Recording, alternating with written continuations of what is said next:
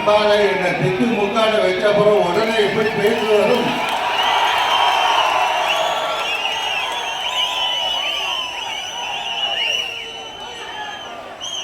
முதல்ல இங்கே கூடியிருக்கும் இணையற்ற அன்பு கொண்ட உங்கள் அனைத்து உள்ளங்களுக்கும் பெரியோர்கள், தாய்மார்கள், சகோதர சகோதரிகள் அனைவரும் பொற்பாதங்களையும் கொடுத்து வணங்கி உங்களுடைய இந்த ரத்தம், இந்த உயிர் எல்லாம் உங்களுக்கு தான். உங்களுக்கு ஏற்கனவே நல்லா தெரியும். என்னுடைய நம்முடைய தம்பி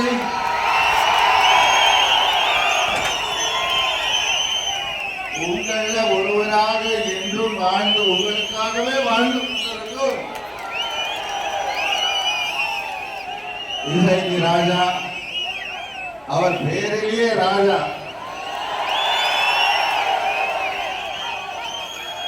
இந்த ராஜா வெற்றி பெறாமல் வேறு யார் வெற்றி பெற முடியும்?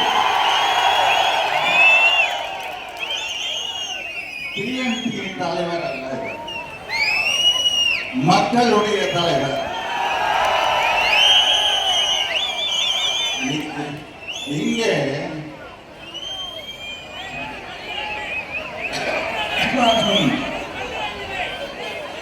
சாத்தூர் அப்படின்னாலே என்னாச்சுமா?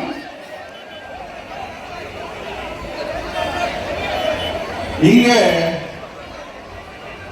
உங்களுக்காக எத்தனை போராட்டங்கள், எத்தனை தடைகள், அத்தனையும் தாண்டி அவருடன் நீங்களும் உடன் உறுதுணையாக தூண்களாக நிற்கும் போது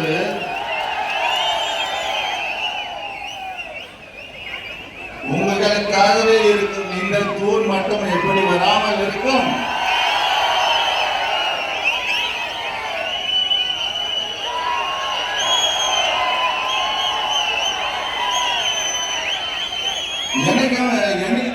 என்னைக்குமே உங்களுக்கு எல்லாருக்கும் தெரியும், இந்த கடந்த 20 வருஷமா மட்டும் இல்லை, நான் எப்பவுமே நம்முடைய காவல்துறை சகோதரர்களையும் வணங்கி விட்டுதான் உரையை ஆரம்பிப்பேன். ஏன்னா தம்பி இங்கே வரும்போது அவ்வளோ பெருமையா அவங்க சொல்லிட்டு வந்தாரு. அவ்வளோ ஒத்துழைப்பு அற்புதமா தராங்கன்னு எனக்கு ரொம்ப பெருமையா இருக்கு. அவங்களுக்கும் நான் நன்றி சொல்ல கடமைப்பட்டிருக்கேன். இன்னைக்கு இங்கே நாம் வந்தது நம்முடைய சகோதரரை செய்கிறார்கள். சகோதரரை நாம் சட்டமன்றத்துக்கு அனுப்பியே ஆக வேண்டும்.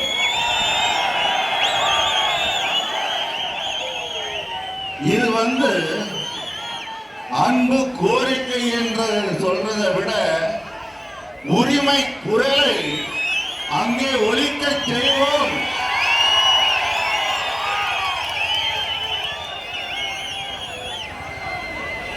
நான் ஜாஸ்தி ஃபாலோ பண்றது இல்லை, ஆனா தம்பியை மட்டும் ஃபாலோ பண்ணிட்டு இருக்கேன். நீ வண்டியில வரும்போது சொல்லிட்டு இருந்தேன், அந்த உண்மையான அந்த எனர்ஜி, பாசிட்டிவ் எனர்ஜி வர்றத போலியாக யாரும் காட்ட முடியாது. அப்படி காட்ட நினைப்பவர்கள் தோற்காமல் வேறு என்ன செய்ய முடியும்? ஆனா அதை பற்றி நம்ம இன்னைக்கு பேச வேண்டாம். ஏன்னா நமக்கு எல்லார் மீதும் மரியாதை உண்டு. இன்னைக்கு எப்படி உங்களோட மாசத்துல நீந்தி இங்க வந்திருக்கோமோ, அதே மாதிரி தான் சென்னையில இருந்தும் பலதையும் தாண்டி இங்கே வந்திருக்கோம்.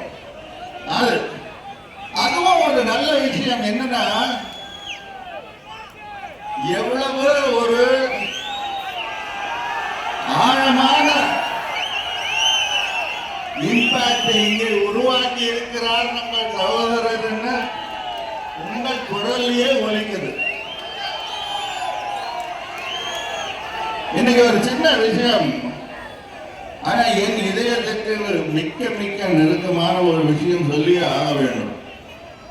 நானும் நம்மை சார்ந்த கட்சியினரும் நம்ம மக்களும் பெரிதாக நம்ம இந்த தடவை ஒரு சின்ன தயக்கம் இருந்தது எனக்கு. ஏன்னா ஒரே குழப்பம், எங்கே போனாலும் ஒரு குழப்பம் இருந்தது. அது அவங்க குழப்பம், நம்ம அதுக்கு ஒன்றும் செய்ய முடியாது. ஆனா நம்ம ஒரு முடிவுன்னு எடுத்துட்டு அதுல தீர்க்கமா நிற்க வேண்டும். அந்த பெருமை நான் சத்தியமா சொல்றேன். பசுமன்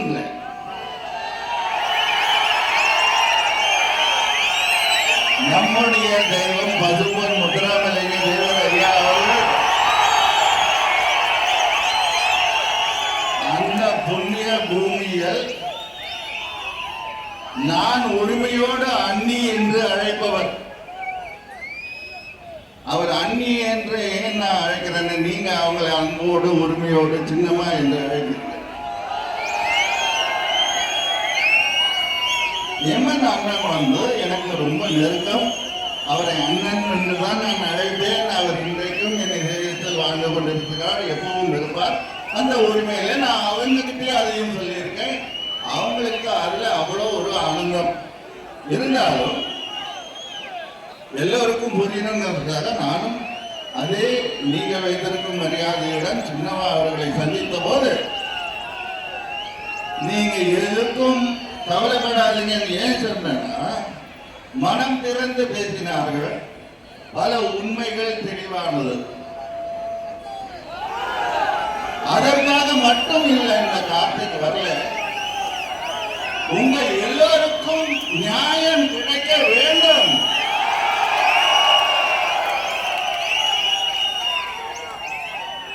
அந்த நியாயம் அவங்களுக்கு கிடைத்தால் அவங்க மூலம் நிச்சயம் நம்ம எல்லாருக்குமே கிடைக்கும் என்ற நம்பிக்கை இருக்கு. அவங்களுக்கு ஒரு சகோதரன் இல்லையே, 2 சகோதரன் இல்லையே, எத்தனை கோடி சகோதரர்கள் இருக்கோம். சகோதரிகள் இருக்காங்க, தாய்மார்கள் இருக்காங்க, நம்ம குழந்தைகள் எல்லாம் அது எண்ணி அடங்காதவை. அதை விட நான் கொஞ்சம் எமோஷனல் ஆகாம பேசணுன்ற முடிவோடு தான் வந்திருக்கேன். ஏன்னா எமோஷனல் ஆனா அந்த கட்டுப்பாடு இழந்துடுறாங்க சில பேர். நேற்று நான் பேசிட்டு இருந்தப்ப சொன்னேன், தமிழ் எவ்வளவு இனிமையான மொழி, அதை ஏன் கெட்ட வார்த்தையா சொல்லி கொலை பண்றீங்கன்னு. ஏன்னா ஒரு அவங்களுக்கும் ஒரு சகோதரன் நான் சொல்லிக்க ஆசைப்படுறதெல்லாம் ஒண்ணுதான். தமிழ் மொழியை வசைப்பாடுவதற்கு பயன்படுத்தாதீர்கள். இசை போன்ற தமிழை தயவு செய்து நம்ம குழந்தைங்க காது இன்னைக்கு டிவியில எல்லாருக்கும் கேட்கிற மாதிரி வசைப்பாட பயன்படுத்த வேண்டாம். தயவு செய்து நல்ல தமிழை பேசுங்கள். தமிழை வளர்ப்போம் என்று கூறிக்கொண்டு, தமிழை பாதுகாப்போம் என்று கூறிக்கொண்டு, வசைப்பாடும் தமிழை நம் இளைய சமுதாயத்தினருக்கு சொல்லிக் கொடுக்க வேண்டாம். அப்படின்னு தான் நான் தாழ்மையோடு அன்போடு பண்போடும் கேட்டுக்கொள்கிறேன். ஏன்னா எதிர்த்து பேச தெரியாது என்று இல்லை, பேசக்கூடாது என்ற கட்டுப்பாடு தான் இருக்கு.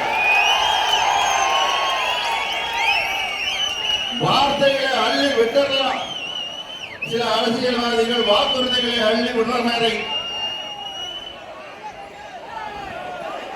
சத்தியங்களை அள்ளி விடலாம். அது போலியா இருக்கு. அதை நம்ம பார்த்துட்டு தான் இருக்கோம். நமக்கு எல்லாம் ஞாபகம் இருக்கும் ஒரு மிகப்பெரிய சத்தியத்தை நாம் பார்த்தோம். சின்னம்மா அவர்கள் செல்வதற்கு முன்னால் இந்த பொறுப்பை கொடுத்துவிட்டு, நம்பிக்கையுடன் கொடுத்துவிட்டு, சத்தியம் செய்துவிட்டு கிளம்பினார்கள். அந்த நமக்கு ஞாபகம் இருக்கும். அதை நிறைவேற்ற வேண்டியது நம்முடைய கடமை. அந்த கடமை எத்தனையோ வேட்பாளர்கள் அங்கே சென்றாலும் நம்மளுடைய சகோதரர் இங்கே இசைக்கிறாரா அவர்கள் பெற வேண்டும். இவருடைய நியாயமான குரலும் உரிமை குரலும் உங்களுக்கான குரலும் அங்கே ஒலிக்க வேண்டும். அப்போ நிச்சயம் நம்முடைய சார்புகளுக்கு நியாயம் கிடைக்கும், பாதுகாப்பு கிடைக்கும். நான் இப்போ ரீசெண்டா பார்த்த குடிதண்ணீர் போராட்டத்தையே பார்த்தேன். அதுக்கு முன்னாடி கொரோனா காலத்தில் எவ்வளவு உதவி நீங்க எல்லாரும் நம் சகோதரரோட சேர்ந்து பண்ணீங்கன்னு எனக்கு தெரியும். அதே போல் இந்த துயரமான ஒரு சம்பவம் நடந்ததும் இழக்கக்கூடாத ஒன்றை, அந்த உயிரை இழந்து நிற்பவர்களுக்காக ஒரே ஒரு நிமிடம் நாம் மௌனம் இருந்து மரியாதை செலுத்திடுவோம். அவங்க ஆத்மாவுக்காக.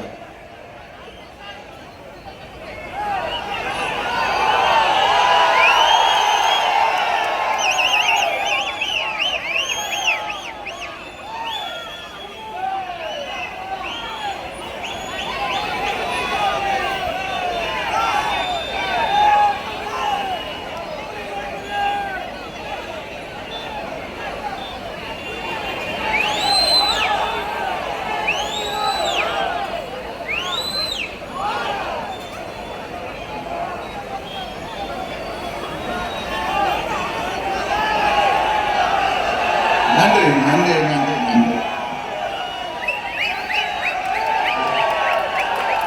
மிக நன்றி, மிக நன்றி.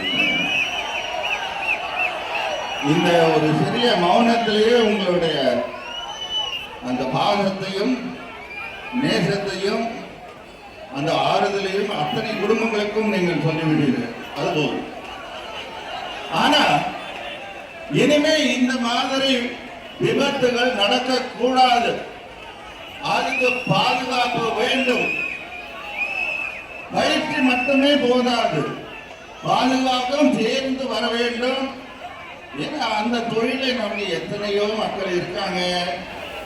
எத்தனை இந்த காலத்துல சிறு வயதிலேயே வேலைக்கு செல்ல வேண்டிய கட்டாயமும் இருக்கும்போது எந்த வயதில் போனாலும் பாதுகாப்பு தேவை. முதல்ல வேலைகள் தேவை.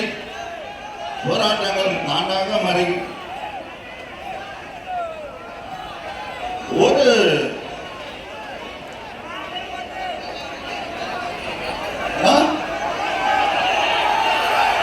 அமரன் பாட்டா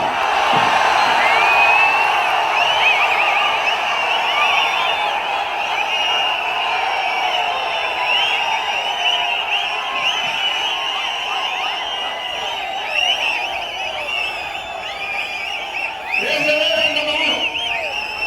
பார்த்த போதுவா?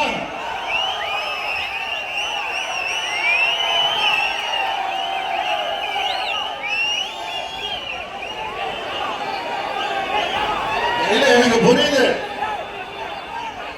கவலைப்படாதீங்க, நான் யாரை பத்தியும் தப்பா பேச மாட்டேன்.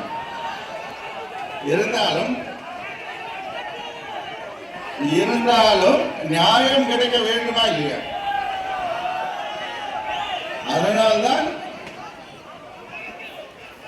அந்த 4 வாரம் தோப்பு சின்னத்தில் தர வேண்டும். தோப்பு சின்னத்தில் வாக்களித்து மாவீரரை, உங்கள் எல்லோரையும் நான் வீரர்கள் என்றுதான் இப்பவும் கூறியிருக்கிறேன். வெற்றிகளை செய்ய வேண்டும். நான் சுருக்கமா முடிச்சுட்டு உங்க விஷயத்துக்கு பாட்டுக்கே வந்துடுறேன்.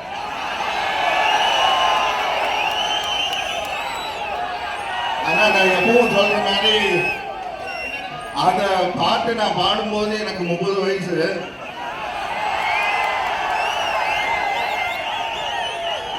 இப்போ எனக்கு 15 வயசு தான். இருந்தாலும் முயற்சி பண்றேன்.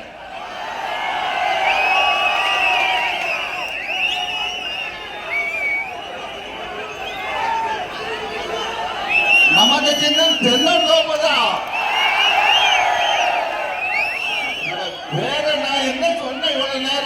என்ன அரை நம்பர் தான் ஏமா எல்லாம் தெரிஞ்சாதான் இத்தனை வருஷமா தெரியாதா சரி ஆனா அந்த பாட்டுல சில வரிகள் ஒரு மாதிரி இருக்குமே பரவாயில்லையா அதை வெறும் ஹம் பண்ணி விட்டுறேன் ஆனா 4 லைன் தான் பாடுவேன் ஏன்னா இந்த 4 நீங்க ஞாபகம் வச்சுக்கணும் இந்த தோப்பை நீங்க ஞாபகம் வச்சுக்கணும் இந்த தோப்பு வளர வேண்டும் அதுக்கு நம்ம எல்லாம் உறுதுணையாக நிற்க வேண்டுமோ நான் இப்ப வரேன் ஓகே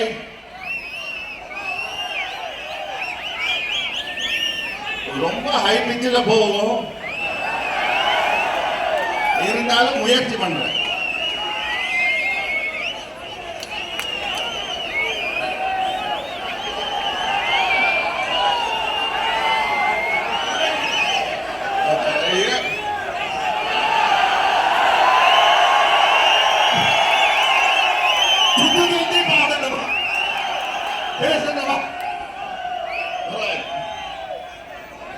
இங்க இருந்து ஆரம்பிக்கிறேன்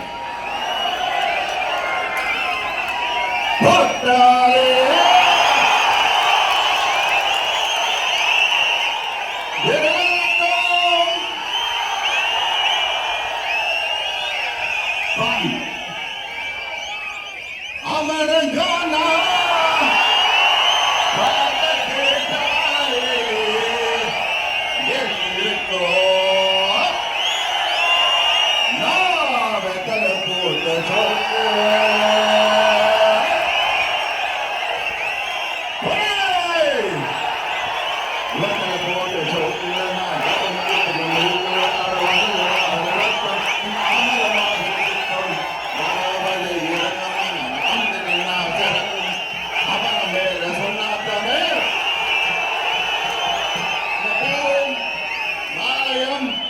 வெற்றியும் தானாக பறந்து வந்து சேரும்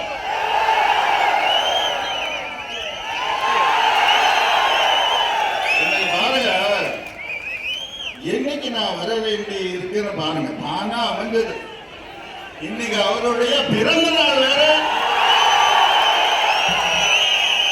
தம்பி இதோட பிறந்த நாள் வேற இது இறைவன் அருள் தான் சொல்லணும்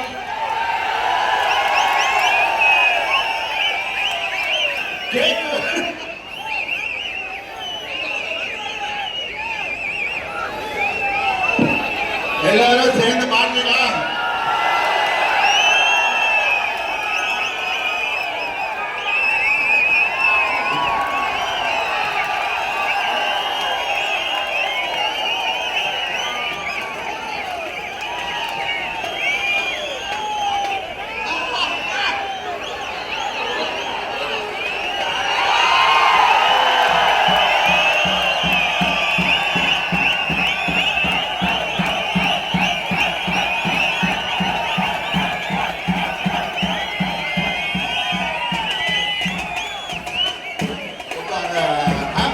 பாட்டு பாடணுமா வேண்டாமா happy birthday to you happy birthday to you happy birthday dear தம்பி சைக்கிராயா happy birthday to you and may God bless you எல்லாரோடைய ஆசையோடும் நாம் வணங்கும் அனைத்து தெய்வங்களுடைய ஆசையுடன் உங்களுடைய ஆசையுடன் உங்க சார்பாக அவருடைய பிறந்தநாள் கேட்க நான் பெற்றேன் அவருக்கு ஊட்டி விடுறேன் உங்களுக்கு எல்லாருக்கும் அவர் ஊட்டி விட்டுருவார் ரைட் ஓகே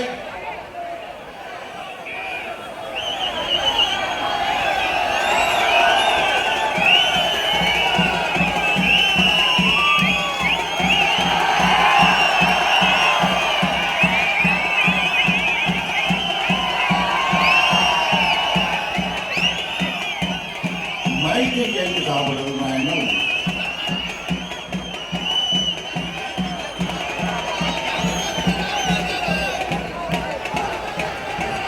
ஓகே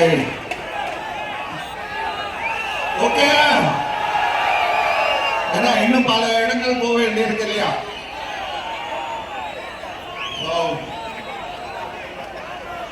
நான் நிறைய நிறைய பேசணும்னு வந்தேன், இருந்தாலும் இதுவே போதும். எனக்கு தெரிஞ்சு போச்சு, புரிஞ்சு போச்சு. உங்களுக்கு எல்லாம் தெரியும் என்று எனக்கும் தெரியும், உங்களுக்கு அனைத்தும் புரியும் என்றும் எனக்கும் புரியும். உங்களை ரொம்ப நேரம் நிக்க வச்சு, கால் கடுக்க நிக்க வச்சு தொந்தரவு பண்ண மாட்டேன், டிராபிக் ஜாம் ஆகவும் விட மாட்டேன். நீங்களும் நேரத்தில் வீட்டுக்கு போகணும், பத்திரமா இருக்கணும். எலெக்ஷன் நேரத்தில் மட்டுமில்லை, எப்பவும் நீங்க நல்லா இருக்கணும். நம்மளுடைய தம்பி வெற்றி பெற்று தென்னந்தோப்பு சின்னத்தில் நீங்கள் வாக்களித்து எத்தனையோ போராட்டங்களுக்கு பிறகு நம்முடைய அண்ணியார் சின்னம்மா அவர்கள் நம்பிக்கையுடன் நம்முடைய பிஎம்டிக்கு நம்ம தம்பிக்கு சீட்டை கொடுத்திருக்கார். வெற்றி பெற செய்ய வேண்டியது நம்முடைய கடமை, செய்து காட்டுவோம். நன்றி, வணக்கம்.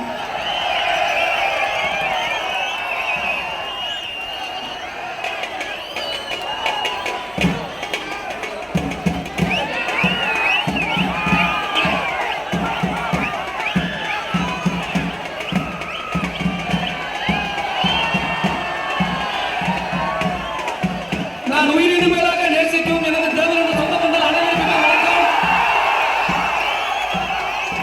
நான் நேசித்த மனிதன் முத்துக்கால பாண்டி நாட்டு தங்கம், பெரிய வீட்டு சொந்தக்காரன், நாம உயிரா நினைத்த அமரன்.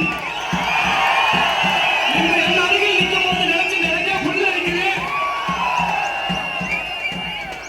மத்தியில இருந்து எத்தனை மந்திரிகள் வந்தாலும் முதலமைச்சர் வந்தாலும் எங்களுக்கு பாசமிகு அண்ணன் அமரன் அவர்களுக்கு ஈடு இணையில்லை. மாண்புமிகு சின்னம்மா அவர்களுக்கு துரோகம் விளைவித்த அத்தனை கூட்டத்தையும் தவிடுபடியாக்க கூட்டம் தான் இந்த கூட்டம். மாண்புமிகு சின்னம்மா அவர்களை அரியணை ஏற்றி அழகு பார்ப்போம் என்று உறுதிமொழி அளிக்கிறேன். தென்னந்தோப்பு சின்னத்திற்கு அனைவரும் வாக்களித்து இந்த சமுதாயத்தில் ஒற்றுமையை காட்ட வேண்டும் என்று தலைவர்கள் கேட்டுக்கொள்கிறேன். ஒரு சின்ன கதை இருக்கு.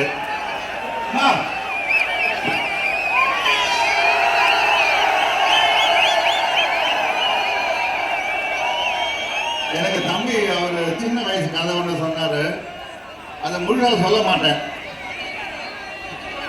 என்னை பார்க்க அவர் வீட்டுல இருந்து ஒரு சைக்கிள் எடுத்துட்டு வந்தாரு. அதுக்கு மேல நீங்க அவர்கிட்ட கேட்டுக்கற அவரை. அண்ணன் நான் போன் பண்ணி, அண்ணன் நீங்க பிரச்சாரத்துக்கு வரணும் அப்படின்னு சொல்லும் பொழுது அப்ப அண்ணன் கிட்ட ஒரு வார்த்தை சொல்லியிருந்தேன். ஆனா உங்களுக்காண்டி நீங்க நாங்க சின்ன வயசுல எங்க அம்மா ஆசாசியா வாங்கி கொடுத்த சைக்கிள் எல்லாம் வித்துட்டு வந்தோம்னே அப்படின்னு சொன்னேன். அத மனசுக்குள்ள எப்படியே வச்சிருக்காரு. உண்மையில அதுக்காண்டிதான் இப்ப வந்திருக்காரு. 1000 உடல்ல சரியில்லாம இருந்தாலும் மாண்புமிகு சின்னம்மா எப்படியாவது தம்பிக்கிட்ட வேண்டுன்னு சொல்லியிருக்கு. அந்த பாசத்துலதான் அண்ணன் வந்திருக்காரு. இந்த விஷயம் எனக்கு தெரிஞ்ச உடனே நான் சொன்னேன், தம்பி ஒன்றும் கவலைப்படாதீங்க, நான் வீட்டில் வந்து அம்மா கிட்ட மன்னிப்பு கேட்கிறேன். அது இப்போ நேரம் வீட்டில் இருக்கும். ரொம்ப ரொம்ப சந்தோஷம். உண்மையில வாழ்க்கையில் இந்த தருணத்தை நான் வாழ்க்கையில மறக்கவும் மாட்டேன். உண்மையில என்றென்றும் உங்களது அன்பிற்கு நாங்கள் எல்லாரும் தென் மாவட்டத்தில் அத்தனை பேர் உங்களுக்கு அடிமை. அத்தனை பேருமே உங்களோட பாசம் இன்னமும் உங்க சமுதாயம் உங்க மீது அளவு கடந்து அன்பு வைத்துள்ளது. அது இன்னொன்று என்னன்னா எல்லாரும் வெயிட் பண்ணுங்க. அதாவது நமது அண்ணன் திரு கார்த்திக் அவர்கள், பாண்டி நாட்டு தங்க அவர்கள் வந்து நம்ம சின்னம்மா வந்து தடிக்கு விழும் பொழுது தாங்கி பிடிக்க வந்தாலும் பத்தியா அதை நினைச்சு நம்ம பெருமை அடையணும். அந்த சின்னம்மாவோட நம்மளுடைய அதிகாரத்தை அழிக்க நினைக்கும் பொழுது நான் காப்பாற்றுவேன், நான் நிப்பேன் சொல்லி வந்தாலும் அதுலயே நவரசர்கள் கார்த்திக் யாருன்னு உலகத்துக்கே தெரியும். இனி அண்ணன் அவருக்காக எத்தனையோ ரத்த உள்ளங்கள் இன்னைக்கு அமரன் பச்சை குத்திட்டு உடல்ல பச்சை குத்திட்டு அலைஞ்ச அத்தனை பேருக்கும் இது சமர்ப்பணம். இனி அத்தனை பேருக்கும் துணையா அவர் இருப்பார். இந்த சமூக அதிகாரத்தை வருவதற்கு அவர் போராடுவார். அதுல எந்த மாற்று கருத்தும் கிடையாது. உண்மையான உணர்வோடு பசுமிகு அண்ணன் வந்திருக்காரு. மாண்புமிகு சின்னம்மா அவர்களுக்கு துரோகம் செய்த அந்த துரோக கூட்டத்தை நாம் கண்டிப்பாக அடக்கியாக வேண்டும். 2026 சட்டமன்ற தேர்தலில் தென்னந்தோப்பு சின்னத்தில் போட்டியிடும் அத்தனை வேட்பாளர்களும் ஜெயிக்க வேண்டும். நேற்று சட்டசபைக்கு செல்லும் போது அண்ணனோட ஆசைப்பட கண்டிப்பான முதல் சென்னை செல்வோம் என்று நான் தெரிவித்துக் கொள்கிறேன். 6ஆம் நம்பர் பட்டத்தை தென்னந்தோப்பு மறந்துடாதீங்க. கடைசியாக அண்ணன் உங்களுக்கு உரையாடுவார்.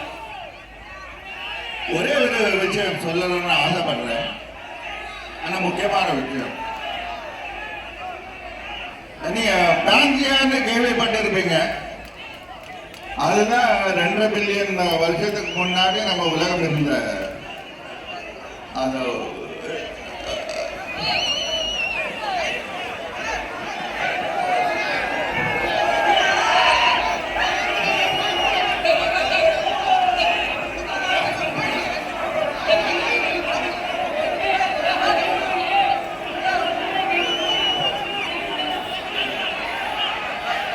சரி, அதை நான் பாதியிலே விட்டுறேன். மீதியை மட்டும் சொல்லிடுறேன். தம்பி அடிமைன்ற வார்த்தை சொன்ன உடனே நான் நிறைய சொல்லணும்னு வந்தேன்ல, அதுல அதுவும் உண்டு. அடிமைத்தனத்தை விரட்டி அடிக்க வெள்ளைக்காரனுடன் நாம் போராடியது எப்படி என்று உங்களுக்கு எல்லாம் தெரியும். சரித்திரம். அதை முதலில் தூங்கியது யார்? இங்கே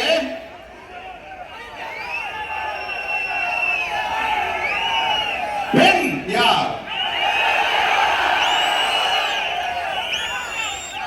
அவர்கள்.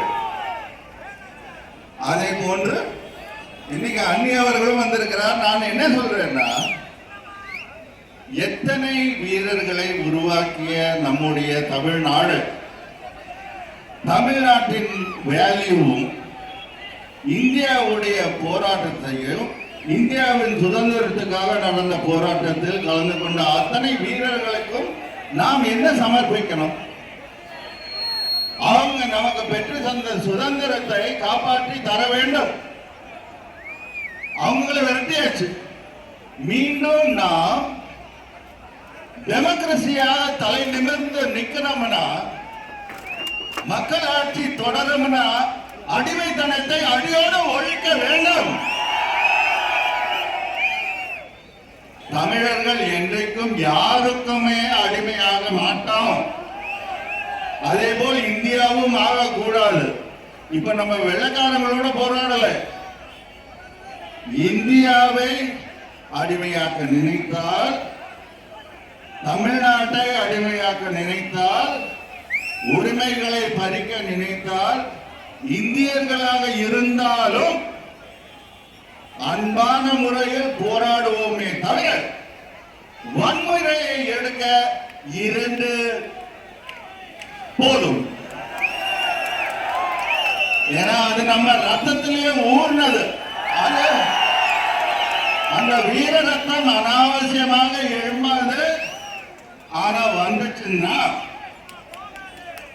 தாங்காது.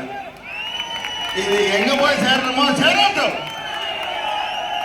யாருக்கும் அஞ்சியவர்கள் நாங்கள் இல்லை. நான் முதல்ல அரசியல்ல கால் எடுத்து வைக்கும் போது அகில இந்திய ஃபார்வர்ட் பிளாக் விஸ்வாஸ் அவர் கேட்டார், என்ன என் காரணம் கேட்டாங்க. அப்படியே தனியா கூப்பிட்டு பெங்களூர்ல கேட்டாரு, உங்களுக்கு உயிர் மேல ஆசை இல்லையான்னு கேட்டாரு. உயிர் மேல ஒரே ஒரு விஷயத்துக்கு ஆசை இருக்குங்க, அரசியலுக்கு வந்துடும், அது மக்களுக்காக போனா பரவாயில்ல, அதை கொஞ்ச நாளாவது நான் காப்பாத்திக்க. எனக்கு தெரியும், எனக்கு அரணாக என் மக்கள் இருக்காங்க. இதோ இவர் போன்ற வீர தம்பிகள் இருக்காங்க. இவரோட நீங்க இருக்கீங்க. இப்போ அப்படி இருக்கும்போது சுதந்திரத்துக்காக எத்தனை உயிர்களை தியாகம் செய்திருக்கிறார்கள் தலைவர்கள், நம் தலைவர்களும் சேர்த்து. அவங்க நம்ம சொல்லவே வேண்டாம். உயிரை துச்சமாக மதித்து தான் மக்கள் சேவைக்கு வர வேண்டும், வந்திருக்கோம். சோ கலைத்துறையில் இருந்து நீ வந்தவன் தானே அப்படின்னு மிந்தி கேட்டவர்களுக்கு நான் பதில் சொல்லிட்டேன். இப்பவும் கேட்டுட்டவங்களுக்கு அவங்க பதில் சொல்லிப்பாங்க. அதனால நம்ம வீரத்தில் எங்கும் தலைத்தவர்கள் அல்ல. நாம் நம்முடைய வீரத்தை எங்க காட்டணும்னா அடிமைத்தனத்தை புகுத்த நினைப்பவர்களை நாங்க பார்த்துக்கிறோம். அவ்வளோ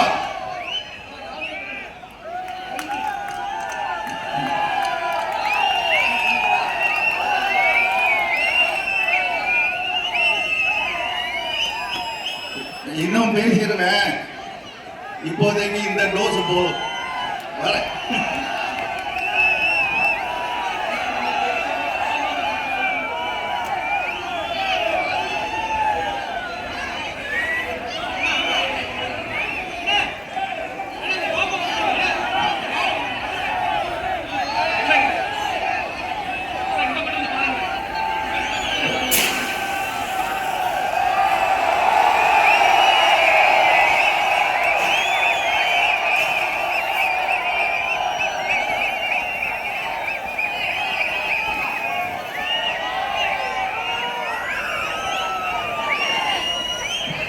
இந்த ஒத்த கால நிற்கிறது இதுதான் இன்னைக்குதான் எனக்கு புரியுது.